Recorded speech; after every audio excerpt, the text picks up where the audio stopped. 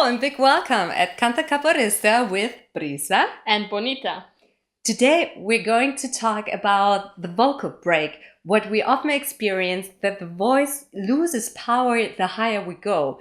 In Italian, and lots of terms in singing are from the Italian language, it's called the passaggio as well. And actually in this part where the transition is going from, which is commonly referred to the chest voice and the head voice is happening, there are two physical aspects happening. One of the physical aspects is, now I have here my assistant, that we have two cartilages that are actually pulling the vocal cords apart. It's like the tuners in a guitar. They just make them a little longer so the sound gets higher. And the next mechanism is, thank you, that a part of the vocal folds, usually if we speak, there is a full vibration of the vocal folds. Now, if the tones are getting higher, this is much too heavy and much too slow to make the fast frequencies of the high notes.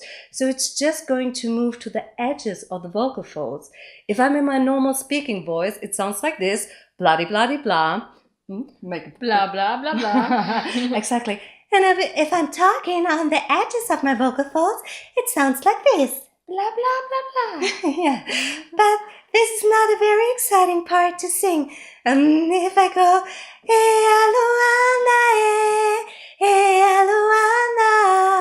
this doesn't really give us lots of power.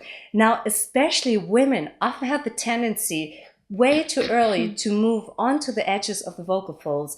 Men, they usually have a slightly different problem. They start to press a little more. This is where we talk about singing with us training. There you will find some additional information about singing with too much force, with too much power. But usually male people, because they just have a different set of vocal range. If it's about the capoeira literature, it's not a problem at all that you really would get so high that you would have to transition into the passaggio.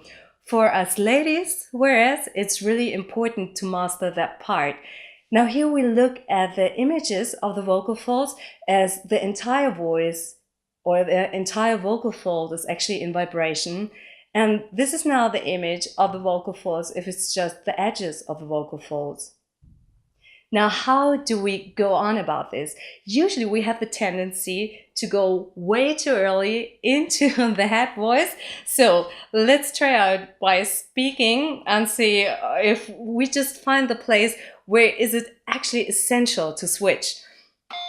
No way! No way! Exactly. No way! No way! No way! No way! No way! No way! No way! No way! No way! No way! Now scream with attitude. I know it's like you get the feeling it's getting hard and it's getting really a bit strenuous, but just like try to shout with attitude. No way! No way!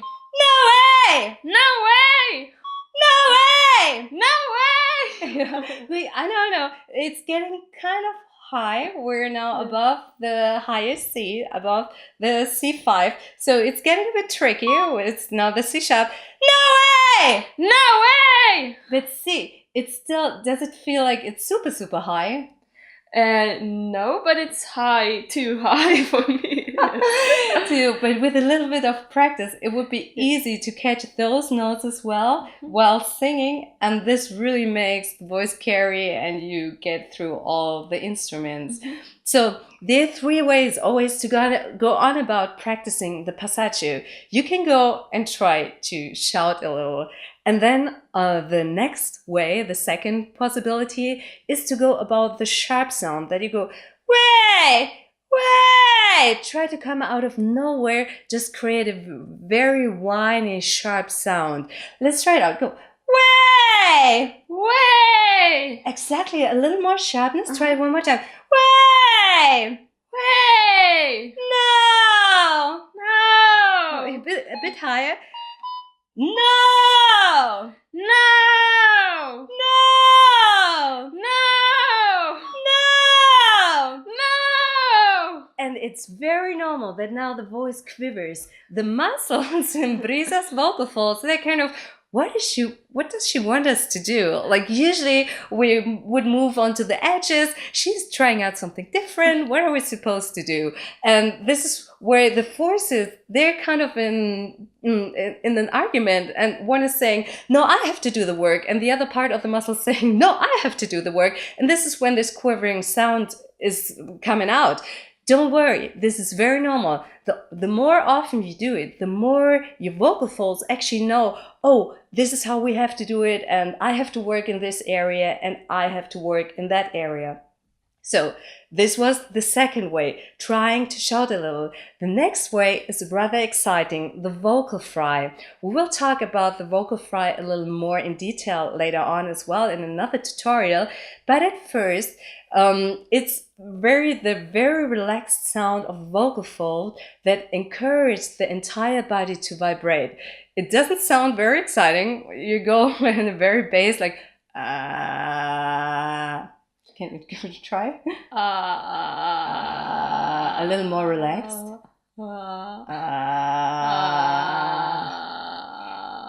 And this is actually super popular right now in popular music. Amy Winehouse is the biggest example. She would always go, I go back to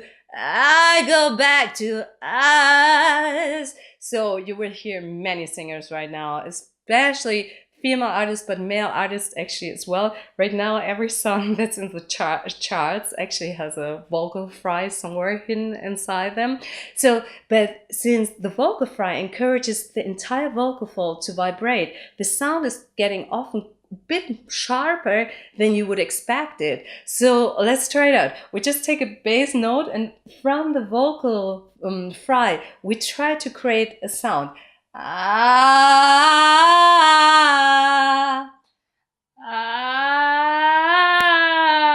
Yes, try it one more time now. We take it one up. That you really have the moment where the fry is appearing.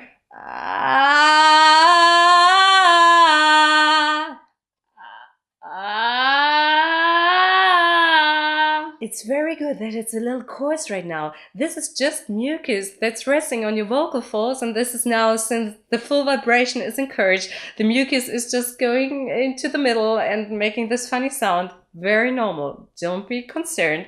Let's take it up one higher.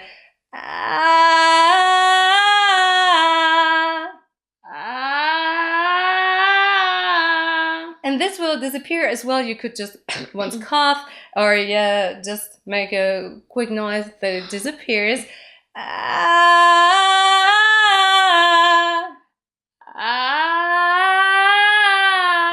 Now, it wasn't bad, but could you feel that after the vocal fry that something opened up a little, and it wasn't as compact as it was before? Yes. Exactly. Try to squeeze it and keep it very narrow.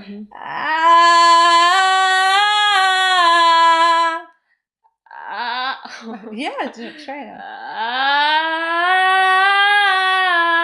Let's take it a little deeper now. Still like opened a little, which is not bad. Like the sound is quite compact with you. Like later on still, but let's try to make it even more perfect.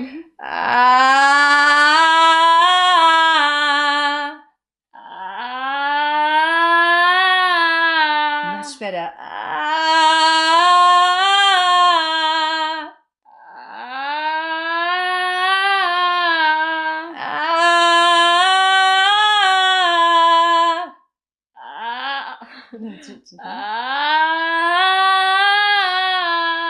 And the higher we get, the harder it is to produce the vocal fry. This is very normal as well. So all those exercises are, of course, for trying out, for experimenting. Now, think about it. The first solution is to shout or to really give it an attitude. No way! No way! The second option is that you just go about the whiny sound, the sharp sinus-forming sound. No! No! No! And see how high you can actually stretch the range of your full voice and not transition into the head voice or onto the edges of the vocal folds. And the last way is to experiment a little with a vocal fry and to get from this very compact sound to create a very compact sound from this narrow space when the glottis is really closed, when the vocal folds are really closing. So I think you have plenty to practice right now. So we say ciao for now. Ashe. Ashe. See you next time and bye bye. Bye bye.